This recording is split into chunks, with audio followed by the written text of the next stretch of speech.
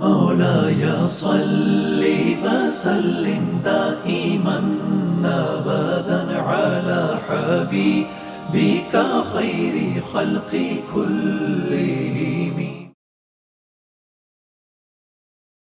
السلام علیکم ورحمۃ اللہ وبرکاتہ.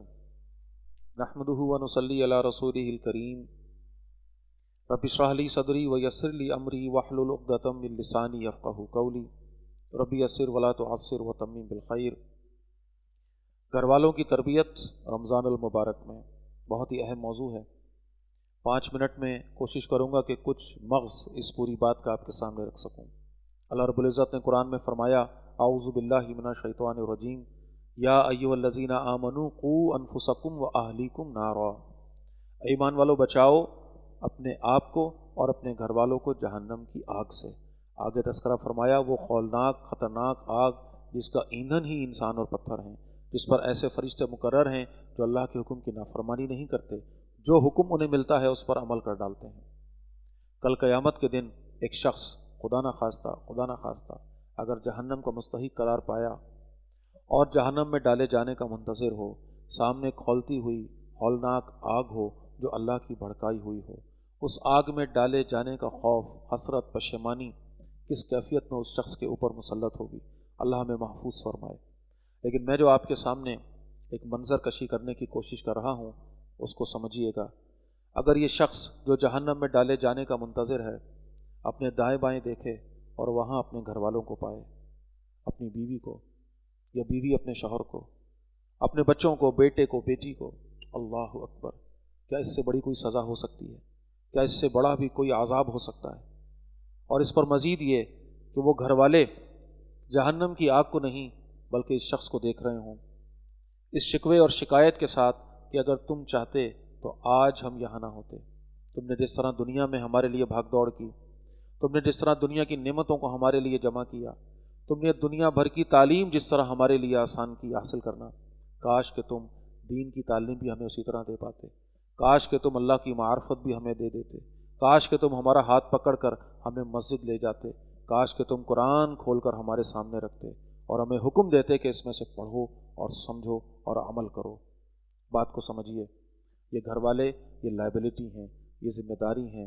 اللہ نے ان کو قرآن حکیم میں فتنہ یعنی ذریعہ آزمائش بھی کہا. کیوں؟ کیونکہ انہی کی تربیت کے ذریعے میں اور آپ کل جنت میں اعلیٰ مقام پا سکتے ہیں، اور خدا نخواستہ اس طرف سے غافل ہوئے تو کل اللہ کے ہاں بہت زیادہ برا حال ہے کہ جو ان لوگوں کا ہونے والا ہے.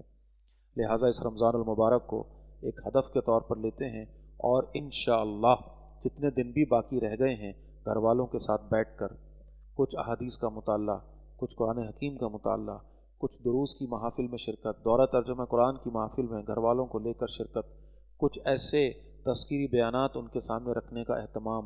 پھر اسی طرح جو بات میں بار بار عرض کرتا ہوں وہ یہ کہ کوئی مقرر یا مدرس وہ رول پلے نہیں کر سکتا جو گھر کا سربراہ کر سکتا ہے، جو ماں باپ کر سکتے ہیں. اپنی کتابیں اٹھائیے، پڑھیے، خود بھی سمجھیے، اپنے بچوں کو سمجھائیے. روزانہ کا ایک موضوع لیجیے، اس موضوع پر مذاکرہ کیجیے. وہ موضوعات جو اہم ہیں، قرآن سے تعلق، اللہ سے تعلق، اللہ پر توکل، ایمان باللہ، ایمان برسالت، ایمان بالآخرت، توکل کسے کہتے ہیں، بھروسہ کسے کہتے ہیں، امید کسے کہتے ہیں، دعا مانگنا سکھائیے ان کو بھی اور خود بھی سیکھیے. پھر اسی طرح حسد، کینہ، بغض جیسی بیماریاں کیا، کیوں، کیسے، یہ غیبت، جھوٹ، افات اللسان، زبان کے یہ سارے فساد، ان سے بچنے کی ترغیب. پھر اپنے بچوں کو اس دین کے ساتھ جوڑیے، دین کی دعوت، امر بالمعروف، نہی عن المنکر، دین کی ذمہ داری کیا، کیوں، کیسے، خود بھی سمجھیے، بچوں کو بھی سمجھائیے. روزانہ ایک موضوع لے کر اس پر کوئی مذاکرہ، کوئی بات، کوئی گفتگو رکھیے. جس کو جس وقت اویلیبل ہو، افطار سے پہلے بات، سحری سے پہلے بات، دن کا وقت، ضرور اس کا اہتمام کیجیے تاکہ کل قیامت کے دن ہم اللہ کے سامنے اس حوالے سے مجرم نہ گردانے جائیں کہ ہم اپنے گھر والوں کی تربیت سے غافل رہے. ہمارا کام ہے کوشش کرنا، نتیجہ اللہ کے ہاتھ میں ہے، ہدایت اللہ کے ہاتھ میں ہے. اللہ تعالیٰ مجھے اور آپ کو اپنے گھر والوں کی پورے اہتمام کے ساتھ تربیت کرنے کی، اور ظاہر ہے اس کے لیے اپنی تربیت بھی ضروری ہے. اللہ تعالیٰ مجھے اور آپ کو توفیق عطا فرمائے. اقول قولی ھذا واستغفر اللہ لی ولکم ولسائر المسلمین والمسلمات.